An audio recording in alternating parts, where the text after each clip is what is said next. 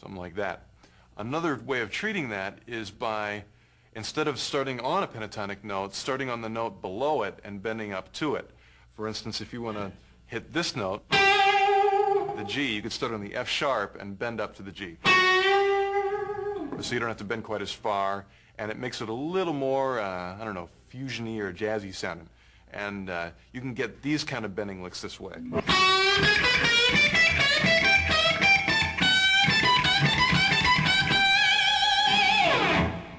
And those are real useful in playing rock and roll, just you know, picking some kind of groove.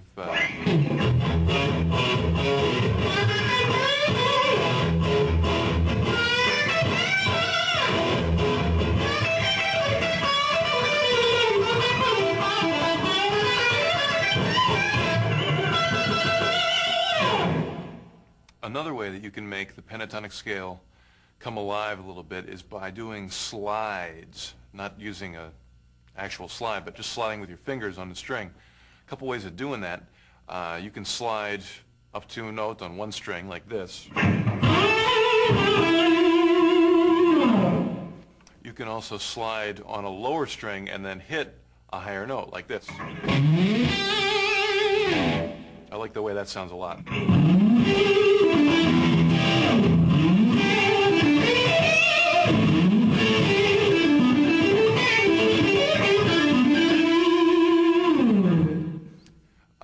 And a final way you can slide is from above. You start with a higher string and then go down like that.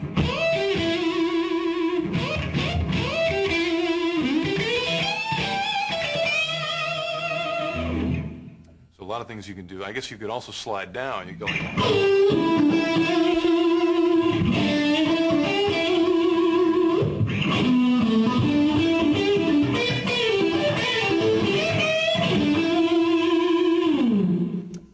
put a lot more feel into the pentatonic scale than just playing it. Give it a try, and builds your calluses too. Have fun with that one.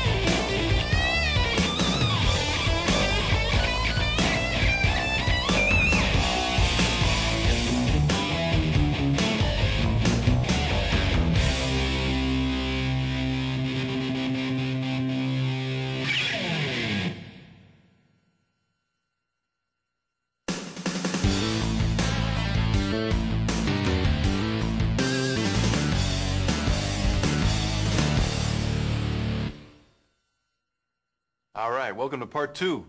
Thanks for making it this far. We're going to continue on talking about blues and what to do with it. This next part involves music theory, which usually music theory and blues don't go together at all. But in fact, I remember when I first went to GIT and learned a lot about music theory, it kind of destroyed my blues playing for a while because I started playing very diatonically, which basically means very strictly within scales, and most of those scales were major and minor scales, and they didn't really fit into blues all that well. So for a while it's kind of hampered my blues playing. But after I'd done that, I really wanted to figure out what scales worked for blues, because I thought there must be some sort of rhyme or reason to it, you know, some way to study what fits and what doesn't. And this is what I came up with. Of course, first thing to look at is the chords in a blues progression, which are usually, if they're a big chord and have like thirds and sevenths and notes like that in it, usually be a dominant chord, like an A7,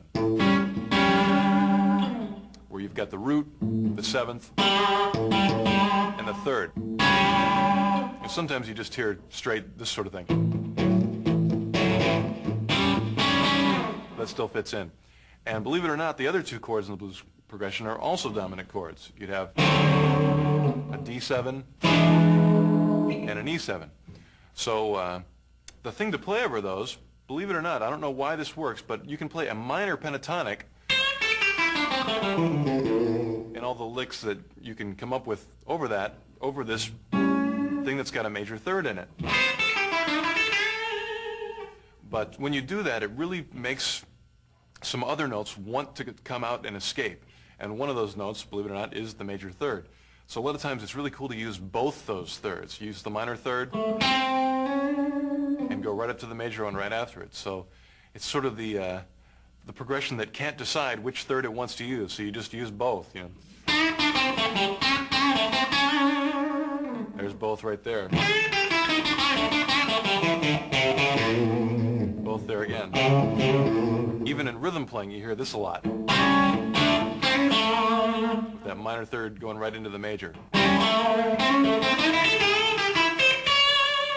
can do it with bending, or you can do it by actually fretting the note. But that's a really useful thing. Another way you can get that same effect is by playing the major pentatonic scale in that same key, which would be down here. And that gives you the major third right there.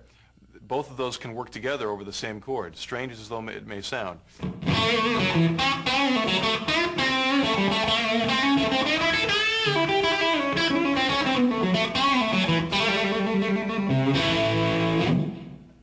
Now, this is kind of cool because in a lot of classical music or music that's more structured, you can't get away with that sort of thing.